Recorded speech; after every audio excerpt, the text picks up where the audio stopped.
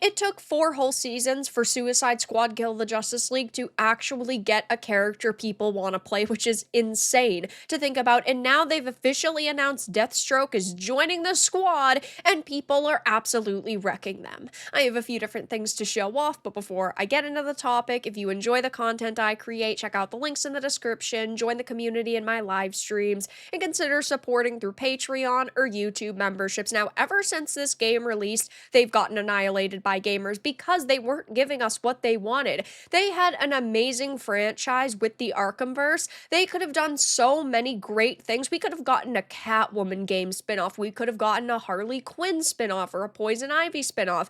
We could have gotten something with substance, but instead they gave us Kill the Justice League, where they completely disrespected your favorite characters, which was just depressing to see because they made Harley like this raging feminist. She was a strong, independent woman. She didn't care about the Joker anymore. She wouldn't wear her old outfits. You, of course, have their Greta Thunberg, Poison Ivy, which was a terrible decision. I mean, every move they made with this game was bad. And then you had characters pissing on other ones. You didn't have a cast of villains here. It really felt like they just tried to make the Guardians of the Galaxy, but a little bit more politically correct. It didn't sell because this game was just bad all around. Recently, they had to tank the price. The Ultimate Edition, which was previously $100, they sold for $5. The base edition of the title was $2.99, and clearly this was an attempt to get people back in the game, but also so they would buy this next playable character. It's been announced that Deathstroke will be the next playable character in Kill the Justice League, launching on December 10th. Now, a couple of months ago, my insider had told me this. I had told you guys that there was going to be Deathstroke, and then season 5, which is the finale, is going to be Batman, and they are going to try to redeem Batman and his story within that season. I do not think that any of this is going to work, and sure, I would love a standalone Deathstroke game. I think it's really awesome to have a character like Deathstroke in this game, but the issue is that while you might have one or two cool characters, it's not enough to save the rest of the title because it's truly terrible.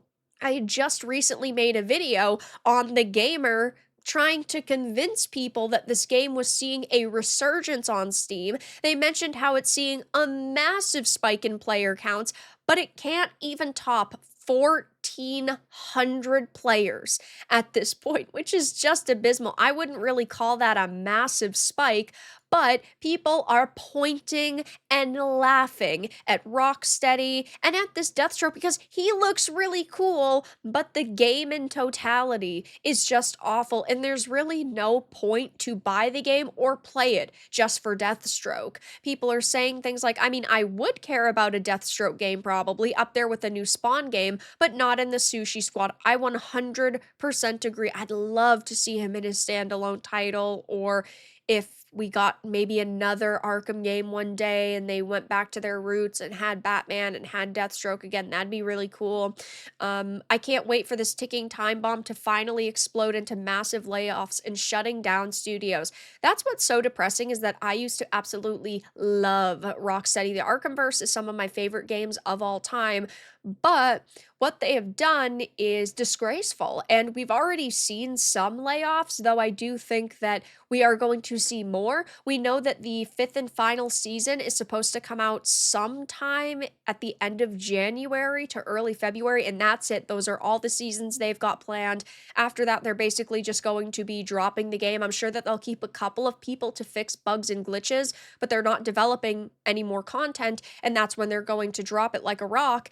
But I mean, honestly, they should just at this point, because there's no way they're going to get hundreds of thousands of people into this freaking game. I'd be hyped for this if the game wasn't hot garbage. I did play it and regretted it after. Unfortunately, it was too late for a refund. It's a shame because I really like Deathstroke. I live streamed a full playthrough of Kill the Justice League when it came out because I was trying to give it a chance, because I have so much love for the Arkhamverse, but the Rocksteady that exists today is a shell of the company they once were, and they only create trash. This is what happens when you are not hiring real gamers or actual programmers, really good developers, story writers. You're just hiring activists, and that doesn't work out for you. Wait, who's actually going to play Kill the Justice League over Marvel Rivals? This is also true. Marvel's Rivals did just release and it is already doing insane numbers. Not that I'm, sitting here bragging for the game or anything, but 444,000 people, the all-time peak 16 hours ago, and we're not even in the weekend yet, so I bet that it will go to like, I don't know, 600,000. Though yeah, it's just hard to sit here and really suggest you play Suicide Squad over literally anything because it's such a bad game. It's such a bad experience, and it's not a title that really anybody needs to play. If you have any love or nostalgia for the Arkhamverse or Kevin Conroy's Batman, you should not play this game because you're just going to be disappointed. I like the character, but the game doesn't interest me one bit. They really messed up the legacy of the Arkhamverse. The entire game had a Deathstroke. It's too late for that. They should have led with him in the first DLC, build up some goodwill for players. They should have gone one bad, one good, one bad, one good, because we got the cringy Joker. We got the gender swapped lesbian Mrs. Freeze. We got Zoe Lawton, who is the worst type of character you could ever imagine. She constantly preaches about how she's an ethical thief, and I believe she also called herself a communist, so not good. Now we have Deathstroke, which is really cool. Probably should have been the second DLC character, and then we're going to be getting Batman. Prime offered this game for free through Twitch, and I didn't even bother getting it for free. It's not worth $5, it's not worth $3, it's not even worth 3. Obviously, you can make your own decision as to what you're playing, but I would highly recommend you stay away from this one.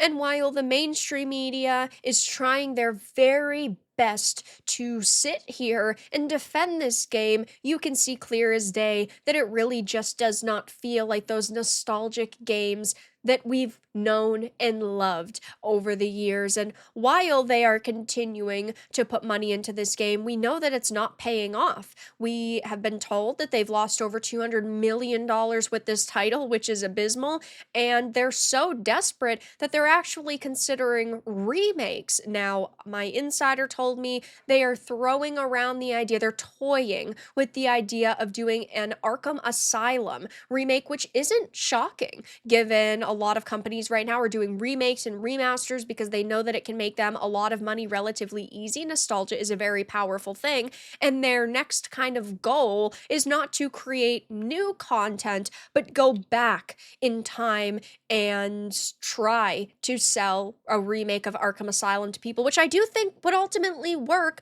though I would be extremely worried about the content that they would put in that, the changes that they would make. But we do not know anything else about Kill the Justice League right now. We don't know if they truly are going to drop it like a rock come February in the next season's release, but at least right now, with the launch of Season 4, things are not going particularly well for them, as they are already getting roasted by the internet, so I will keep my eye on this, but for now, that's all that I really had to discuss in this video. Let everyone know your thoughts in the comments below. If you enjoyed this, give it a like, and if you didn't, give it a dislike. I appreciate your support either way, but I'll talk to you all again in the next video really soon.